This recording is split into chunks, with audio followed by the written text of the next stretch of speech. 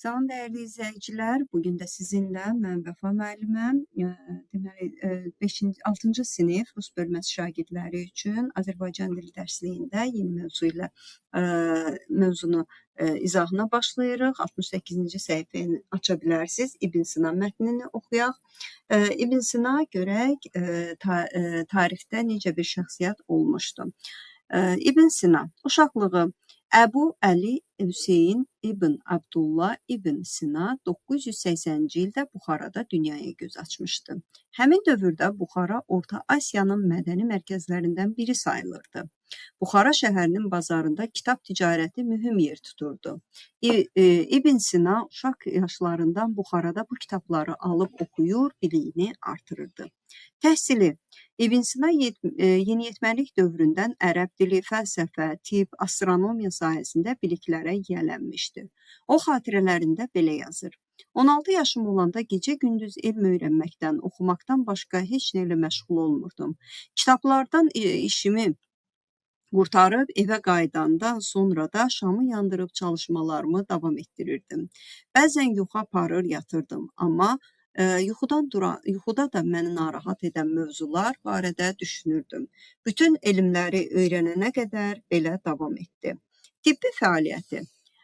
Təbabətdə daha çox meyl edən İbn Sina çox keçmədən məşhur təbib olur. Gənc yaşlarında o Buxara əmrini müalicə edir. Əmir bu qeyri-adi istedada malik olan gənci çox bəyənir və sarayın kitabxanasını ona həvalə edir. Böyük Buxara kitabxanası İbn Sina üçün çox qiymətli tapıntı olur. Güclü müşahidə və düşünmə qabiliyyəti və daimi mütaliə onu dahi həkim kimi şöhrət qazanmasına səbəb olur. 18 yaşında İbn Sinanı artıq nüfuzlu alim kimi qəbul edirlər. Yalnız Buxarada deyil, başqa şəhərlərdə də bir çox dövlət adamları və məşhur şəxslər müalicə üçün məhz ona müraciət edirlər. Elmi yaradıcılığı. 20 yaşı olanda İbn Sina artıq bir neçə elmi əsərin müəllifi idi. O, Təbabət elminin qanunu adlı kitabı dünyada tibb ensiklopediyası kimi məşhur idi. Bu kitab 12-ci əsrdə Latın dilinə tərcümə olundu və bütün Avropa tibb məktəblərində uzun müddət yeganə tibb dərsliyi kimi tədris edildi. Ömrünün son günləri. İbn Sina ömrünün son illərində mədə sancılarından əziyyət çəkirdi. O, bu xəstəlik haqqında kitab belə yazmışdı.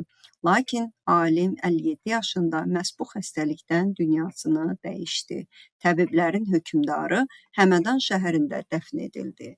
1954-cü ildə onun qəbri üzərində türbə tikildi.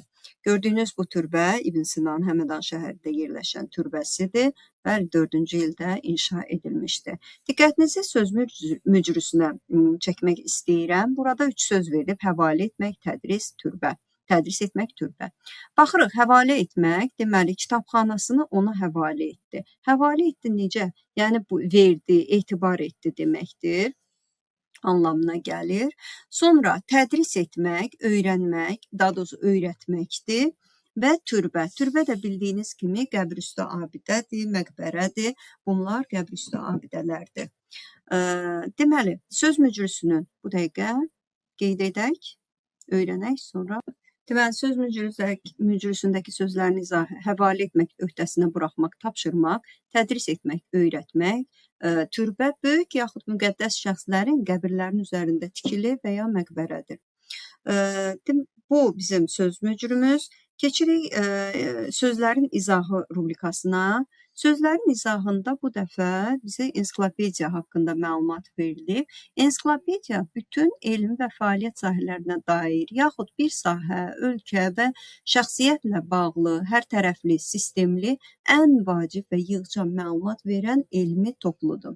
Çox güman ki, hər kəs ensiklopediya görmüşdü və ya istifadə etmişdi və hal-hazırda da bəzən biz ensiklopediyadan lazım olan məlumatları əldə edə bilirik.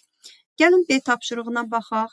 Lüğətin köməyi ilə aşağıdakı sözlərin mənasını izah edin və nümunələr göstərməklə qəbrüstü abidə olduğunu əsaslandırın.